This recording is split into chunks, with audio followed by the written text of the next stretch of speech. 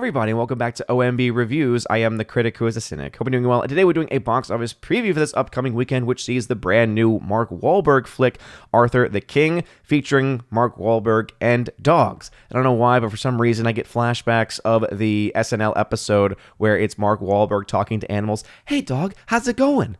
Say hi to your mother for me. I don't know why. That just comes into my mind as soon as I think of the plot of that movie. But hey, could be okay. Looks like it's going to have a decent opening weekend, especially with a very modest $20 million budget. It's kind of amazing that we now live in a world where $20 million for a movie is modest. But again, you look at what Hollywood spends on most films, and it definitely is modest by comparison. But the real story is going to be Kung Fu Panda 4 versus Dune Part 2, because it looks like this weekend it might actually be a little bit closer. Obviously, going into last weekend, there was a lot of thought that you could have a similar battle, but Kung Fu Panda actually ended up doing a lot better than initially anticipated, and Dune Part 2 continued to also hold pretty strong as well, especially for a massive, big budget film. Some people, I think, are failing to realize that when a film close to $200 million worth of a budget has a drop in the 40s percentage-wise from week 1 to week 2, that's actually very, very good. And because of the fact that it costs so much, because of the fact that it had such a strong opening weekend, that is a very good sign for it. Dune Part 2 right now is also expected to have a strong third week hold,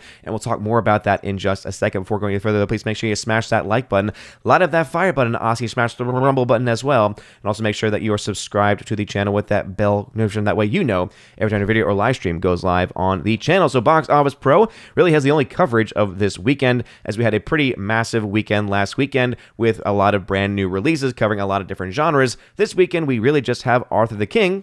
And one movie that's not on this list but is coming out this weekend is the American Society of Magical You-Know-What. So, yeah, that's interesting that that's not even going to make a dent here. Well, based off of the videos that I've seen from the people that have been going to see it, mostly from the FNT crew, it has not been looking very good with the theaters being essentially empty. I might try to go see it today. I just don't know if I want to waste my time with it. But again, for FNT and for homework reasons, I might have to.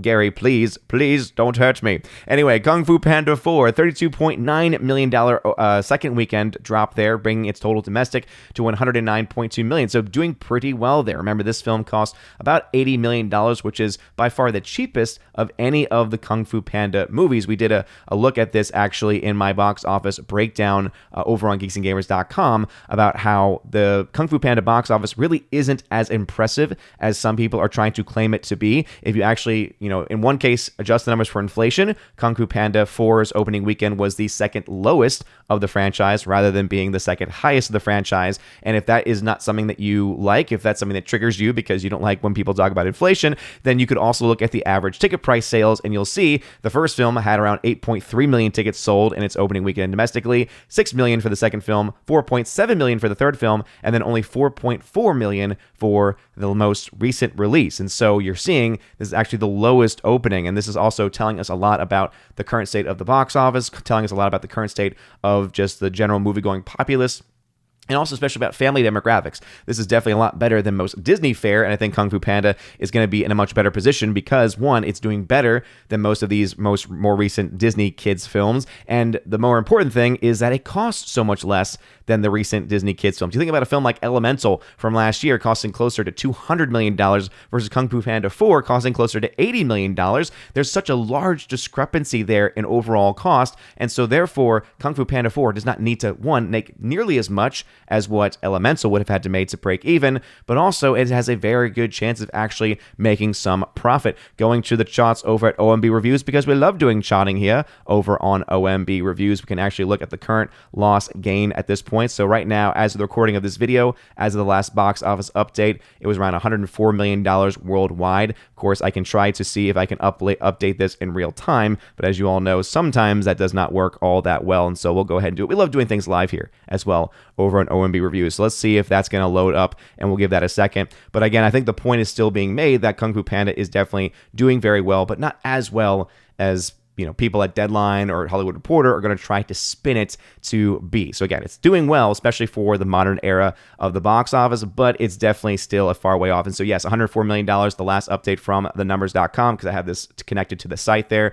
$85 million budget, needs to make $212 million worldwide to break even. So the fact that it's going to make another $30+ million this weekend domestically, add on top of that anything from the last couple of days that has not been added in yet, and then you've got yourself a film that's probably going to get pretty close to this break even number by the end of this weekend, and if not by this weekend, then probably by the end of next weekend. Now, of course, that's going to be the big question mark, is what is next weekend's going to look like, right? Kind of skipping ahead a little bit here, because Ghostbusters Frozen Empire comes out. That film is expected to have a $31 to $43 million opening weekend, and so it looks like that's going to take the number one spot. So again, we'll do some comparisons between that and between the last Ghostbusters film to see exactly where that film will stand. Seems pretty standard, though, for that kind of movie these days. And then the following weekend, you have Godzilla x Kong, The New Empire, a movie that you all know I'm so excited for because I just love the Monsterverse. Please catch the sarcasm there.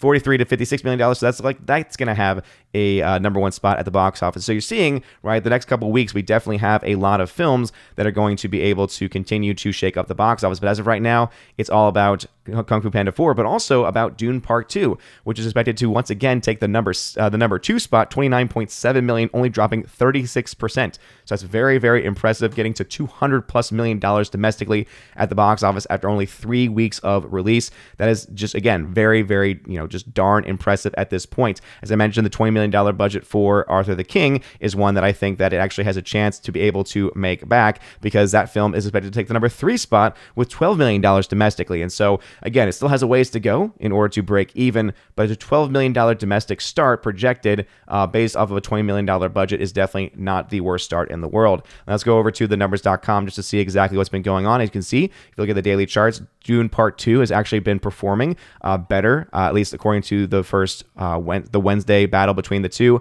If you go to the Tuesday, Kung Fu Panda 4 actually had the edge there. It's when you have cheaper tickets, so that makes a lot of sense. Dune Part 2 actually took the first Monday with a 71% drop happening for Kung Fu Panda 4 on its first Monday. So as I said, I think it's going to be able to make its money back because of the fact that it costs so little to make comparatively to so many others. Dune Part 2 obviously still has a ways to go. Pulling up the numbers for Dune Part 2, because I'm sure some people are interested, $384 million worldwide is currently where this film is. This is also one of those reasons why this is definitely not the best case scenario for this movie. Getting to $200+ million domestically is a very good thing, but remember, when you have a higher number international, you get a much smaller return on investment because of how much money is taken by the likes of the different international communities, where you get 40% return to the actual studios, right? 40% goes to the studios, 60% goes to the countries and all the different places, and then you have, of course, in China 25%. Let's see if they've actually updated any of the numbers here, because it did. There it is. $19.6 million is actually what it did in its opening for its release in China. So again, not a terrible number there for the opening in China, but it only gets 25% of that because those commies are going to keep their money. So again, always, I think, a bad idea to put it out in China. I still don't quite understand why you would want it there. But again, when you are working with different companies, it makes a lot of sense. And obviously on paper, it makes it look pretty darn good. But as I said, you need to take things into account using real numbers, using real world data to see it's really not worth it in the long run. Now let's see exactly where these films are in comparison to films like Oppenheimer, right? I've said that that's kind of the battle. And as you can see, Oppenheimer has been taking the cake. Now it's been a lot closer. The second week numbers are a lot closer than it was in the first week numbers there. And again, remember, Oppenheimer had a summertime release, so it had a lot more room to breathe there. But still, the fact that now in its second week of release, 14 to 15, 4 to 6, 5 to 6, and then 4 to 5. Those are not too widely apart. Oppenheimer still has the edge, $194 million at the same point of its release as of the second Wednesday. So $171 million right now for Dune Part 2. So I do think that Dune is still doing very well. I think that it is tracking well to be able to, hit its break even, to be able to make some profits as well. But because of that massive budget, that's really good. What's going to hold this movie back? You take into account the massive budget, meaning the massive break even points. You then have to take into account how little it gets in the international markets, and it's definitely going to be a long climb ahead. And I know that there might be some behind the scenes deals. Obviously, Warner Brothers is probably going to be fine from this, because Legendary was one of the primary, financiers of this movie. Let me go ahead and just double check that real quick because I don't want to give anyone false information. And also, I don't want people to get to this point of the video and then say, at this point of the video, you said this and this was not correct. Let's see if we can find those full financials, cast and crew. Let's see if they have that on here. Let's see. I think it's actually in the box office summary. As I said, we love doing things live here. Yeah, so Legendary. So it was produced part by Warner Brothers. Legendary, I believe, had the biggest portion of money behind the movie. Warner Brothers, of course, distributing the film. And so I think Warner Brothers, because of getting that distribution fee from Legendary, is going to be in a much better position than what Legendary would be in. But I really have to ask the question of the financials of Legendary, because you look at the movies that it's been producing and how little those films have actually made comparatively to the budgets themselves. And I do ask the question of, okay, how is Legendary actually making its money? And again, when you have a film like Godzilla x Kong, which is probably going to be a very similar situation financially, I still have to ask that question. But really, those are the numbers currently as they stand. You have Imaginary, Cabrini expected to also be in the top 5 this weekend. Cabrini definitely not doing as well as I think that some people would hope. It's a very solid movie, though. I recommend it highly. Imaginary is a new horror film. Hey, dropping 46%, though, projected right now in its second weekend for a horror film. That's actually not too bad. I believe it is the second weekend for that, because this is, again, the second weekend of that massive opening between so many different films of so many different genres. And all of this, of course, is us anticipating the next releases. And again, we're going to have a series of 2 weeks in a row with pretty big releases, also taking some of those premium format screens away from the likes of Dune Part 2, which is still enjoying some showings there. But what are y'all's thoughts about this? Do you think that Dune Part 2 is going to be able to hit its break-even point? How quickly do you think that's going to happen? Kung Fu Panda 4, same question. And Arthur the King, are you interested in seeing it? Or are you going to go see the American Society of Magical Blank? Again, I have to ask the question because it's not even being talked about here. I don't know what's going on with Tony. I couldn't find any analysis there as far as what they think is going to happen. But yeah, not looking good for that movie whatsoever, but it is looking good for Dune and others. But let me know your thoughts about this and anything else I mentioned in the comment section below. If you like this video, smash that like button, loud of that fire button, honestly, smash the rumble button as well. You guys are all amazing and beautiful people. Have a wonderful rest of your day. And as always, God bless.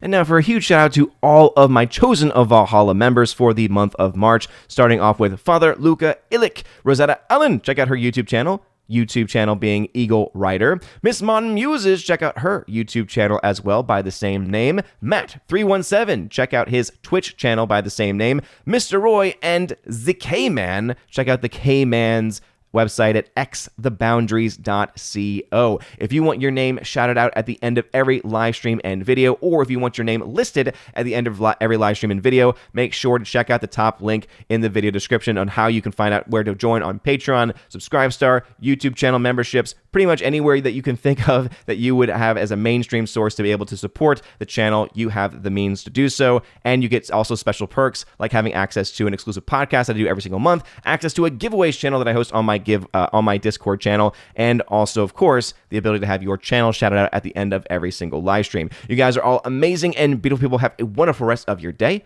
and as always, God bless.